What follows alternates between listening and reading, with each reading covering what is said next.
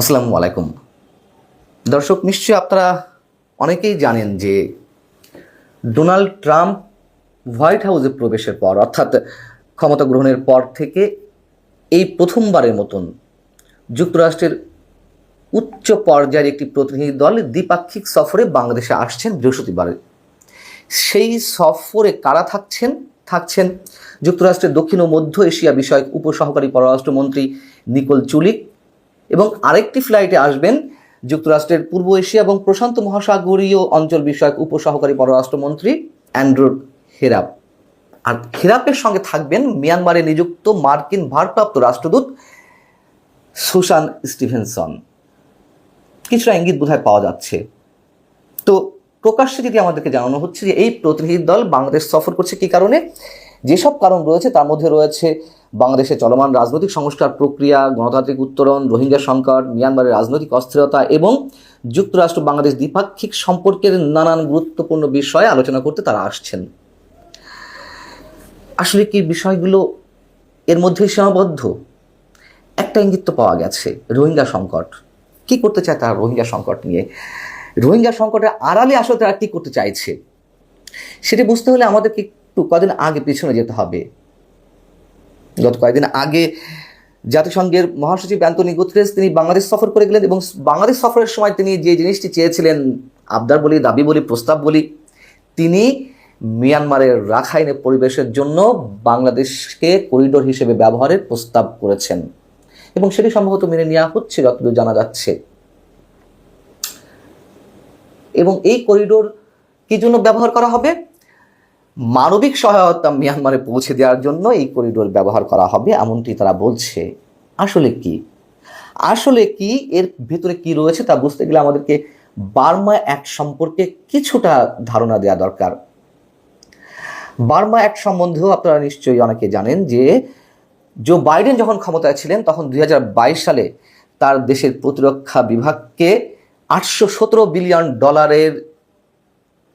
একটি বরাদ্দে একটি বিলে তিনি স্বাক্ষর করেছিলেন, $817 বিলিয়ন। এবং এই বিলটি আইন আকারে রূপ নিয়েছে, এবং এতে এই বরাদ্দপত্রে সংযুক্ত করা হয়েছিল কি মিয়ানমার কেন্দ্রিক বার্মা অ্যাক্ট।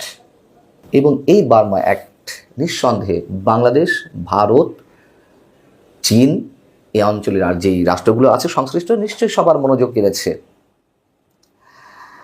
এবং এই পদক্ষেপে দক্ষিণ এশিয়ায় যুক্তরাষ্ট্রের মানবিক ও উন্নয়ন সহায়তার ধারায় অনেক পরিবর্তন আনতে পারে, সেই কথা এখানে বলা আছে। আমরা একটু জাতিসংঘের মহাসচিবের বক্তব্যের সঙ্গে মিলিয়ে নিতে পারি যে মানবিক সহায়তা পৌঁছে দেওয়া হবে মিয়ানমারে। তো এটি শুধু মিয়ানমারে ব্যাপক পরিবর্তন নয়, এর যে প্রভাব সেটা নিশ্চয়ই যে নামগুলো বললাম, ভারত, মিয়ানমার, চীন, অনেক উপর ফেলবে। বার্মা অ্যাক্ট নামে আরও একটি অ্যাক্ট ছিল, সেটি আরও 90 বছর আগে 1935 সালে যখন ভারত থেকে মিয়ানমারকে আলাদা করা হলো, সেটি ছিল ঔপনিবেশিক ব্রিটিশ সরকারের একটি অ্যাক্ট, যে অ্যাক্টের অধীনে বার্মা বা মিয়ানমার আলাদা হয়েছিল। এখন যুক্তরাষ্ট্রের যেই বার্মা অ্যাক্ট, সেই অ্যাক্ট বলতে আসলে কী বোঝাচ্ছে বা কী বোঝাতে চাইছে? তারা বলছে যে সামরিক জবাবদিহির অধীনে এনে মিয়ানমারকে তারা ঐক্যবদ্ধ করতে চায়। প্রকাশ্যে বলছে এবং বিলেও আছে যে মিয়ানমারের গণতন্ত্রের সংগ্রামকে যুক্তরাষ্ট্র সহায়তা দেবে, এবং এমনটাই বলা আছে যে রাশিয়া এবং চীন যদি মিয়ানমারের সামরিক জান্তাকে সাহায্য করে, সেক্ষেত্রে তারা বিদ্রোহী গোষ্ঠীকে, মিয়ানমারের সামরিক সরকারের বিরুদ্ধে যারা লড়াই করছে তাদেরকে সহায়তা দেবে যুক্তরাষ্ট্র। আমরা তো জানি যে মিয়ানমারের সামরিক সরকারের উপরে একাধিকবার তারা নিষেধাজ্ঞা আরোপ করেছে, তারা সামরিক জান্তার বিরুদ্ধে। এদিকে চীন সামরিক জান্তাকে সব ধরনের সহায়তা করছে, এবং মিয়ানমারের তো স্বার্থ সবার অভিন্ন, ব্যবসায়িক স্বার্থ ভারতের, চীনের, রাশিয়ার, এবং যুক্তরাষ্ট্র কোনো না কোনোভাবে জড়িত। তাদের আরও একটি টার্গেট রয়েছে জ্বালানি খাত মিয়ানমারের, সেটি নিয়ে আরও ব্যাপক আলোচনা প্রয়োজন। একটু সংক্ষেপ করি। এখন বার্মা অ্যাক্ট অনুযায়ী দক্ষিণ এশিয়ার নিজেদের উপস্থিতি বাড়াতে যুক্তরাষ্ট্র তার সামরিক উপস্থিতি বাড়াতে কত রকমের ব্যাপক প্রস্তুতি নিচ্ছে তা নিশ্চয়ই অনুমান করা যায়, এবং তার একটি অংশ হচ্ছে দক্ষিণ এশিয়ার যুক্তরাষ্ট্র নাগরিক সমাজকেন্দ্রিক বিভিন্ন গ্রুপকে তারা সম্পৃক্ত করতে চায়। ওই যে বাংলাদেশে আসছে সংস্কার প্রক্রিয়া, এই ইত্যাদি ইত্যাদি আরও অনেক বিষয়ে তারা কথা বলতে চায়, নাগরিক সমাজের সঙ্গে তারা কথা বলবে, সুশীল সমাজের প্রতিনিধিদের সঙ্গে, মানে অ্যাক্টে যা আছে তারা সেই প্ল্যান অনুযায়ী এগোচ্ছে। এবং যদি করিডোর হিসেবে ব্যবহার করতে দেওয়া হয়, নিঃসন্দেহে এটি বলা না বলা সমান কথা, আমাদের সেনাবাহিনীর একটা সহযোগিতা, তাদের প্রয়োজন লজিস্টিক সাপোর্টের জন্য, খুব স্বাভাবিক। এখন সেনাবাহিনী কী করবে আমরা জানি না। মিয়ানমারে মার্কিন যুক্তরাষ্ট্রের যে প্রক্সি যুদ্ধ, এই যুদ্ধকে কতটুকু সহায়তা করা হবে বা কতটুকু আমরা সেফ থেকে তাদেরকে সহযোগিতা করতে পারবো আমরা জানি না। কিন্তু এটুকু তো শোনা যাচ্ছে যে নবনিযুক্ত যে জাতীয় নিরাপত্তা উপদেষ্টা ডক্টর খলিলুর রহমান, তিনি একটি কৌশলের অংশ হিসেবে সহায়তা করিডোর, মানে এটিকে সহায়তা করিডোর হিসেবে চিহ্নিত করে বাংলাদেশে আশ্রিত রোহিঙ্গাদের মধ্যে প্রায় লাখখানিক রোহিঙ্গা সদস্যকে বা রোহিঙ্গা সম্প্রদায়ের মানুষকে ফেরত পাঠানোর একটি উদ্যোগ নিয়েছেন। এখন আমরা জানি না যে এটা গিভ অ্যান্ড টেক আসলেই কিনা, অথবা এটি দিতে গিয়ে এটাকে উপলক্ষ হিসেবে ব্যবহার করা হচ্ছে কিনা। হ্যাঁ, আমরা তাদেরকে সহায়তা করবো, যদি করে করিডোর হিসেবে ব্যবহার করতে দেয়, তাহলে তার বিনিময়ে তো আমরা এটা পাচ্ছি। এটা কি আমাদেরকে এক ধরনের বুঝ দেওয়া? এখনো পরিষ্কার নয়। নাকি এর ভিতরে অনেক কিছু রয়েছে? বর্তমান অন্তর্বর্তী সরকারের ক্ষমতায় টিকে থাকার এক ধরনের সার্টিফিকেট আদায় করা, নানান ধরনের গুঞ্জন চলছে, জানি না ঠিক কি।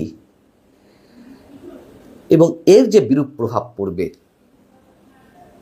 আমরা আমাদের মোটা বুদ্ধিতে খানিকটা উপলব্ধি করতে পারি, এত সূক্ষ্ম বুদ্ধি আমাদের নেই। এবং এও শোনা যাচ্ছে যে রাখাইন রাজ্য যাদের দখলে, আরাকান আর্মির সঙ্গে বিরোধিতা, Arakan Rohingya salvation army ARSA, সেই আরসাকেও যুক্ত করা হবে আরাকান আর্মির সঙ্গে, বিরোধ মিটিয়ে যে কোনোভাবে। এবং তারা চাইছে যে একটা সমন্বিত জোট তৈরি করতে সামরিক জান্তার বিরুদ্ধে। আমাদের একটু মনে রাখা দরকার যে গত মাসে ঢাকায় মার্কিন সেনাবাহিনীর Pacific deputy commanding general lieutenant general Joel, তিনি সফর করে গেছেন, এবং তিনি যে নিঃসন্দেহে এইসব বিষয়ে কথা বলে গেছেন তা আমাদের বুঝতে কষ্ট হওয়ার কথা নয়। কিন্তু প্রশ্ন হচ্ছে, যুক্তরাষ্ট্রের এই যে বার্মা অ্যাক্ট এবং তার অধীনে তাদের যে প্ল্যানিং, সেই প্ল্যানিংগুলোর অনেক কিছু যে ইমপ্লিমেন্ট করার একটা দোরগোড়ায়, সেটিকে কি ভারত এবং চীন মেনে নিবে? যে প্রভাব পড়বে, এবং নিঃসন্দেহে সামরিক জান্তার বিরুদ্ধে মার্কিন উপস্থিতি মানে চীনের স্বার্থের বিরুদ্ধে যাওয়া, এবং চীন নিশ্চয়ই সহজে হতে দিতে চাইবে না। এবং এই যে প্রক্সি যুদ্ধ, সেই যুদ্ধের অংশ কি বাংলাদেশ হতে চলেছে? এবং বাংলাদেশ যদি অংশ হয়ে থাকে, তার বিনিময়ে বর্তমান সরকারের আসলে কি কোনো বিশেষ উদ্দেশ্য আছে কি না?